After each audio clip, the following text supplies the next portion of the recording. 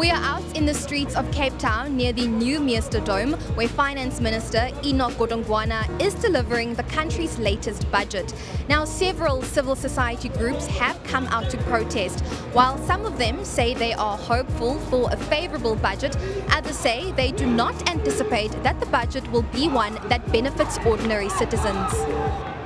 So one of our demands is that Grade R needs to finally be funded by Treasury. It's an obligation they've actually had since January last year, and they've repeatedly refused to follow it. We need to see that in the minister's speech, and not just partial funding. We need full funding for Grade R.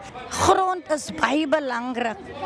Ons wil hê die government moet kyk na die grondverdeling, want om so te sê, die uitsettings is verskriklik baie.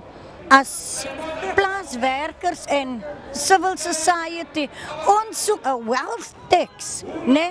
Want ek meen, as ek 'n boodskap moet uitgee, dan sal ek sê ons het hierdie boere so ryk gewerk.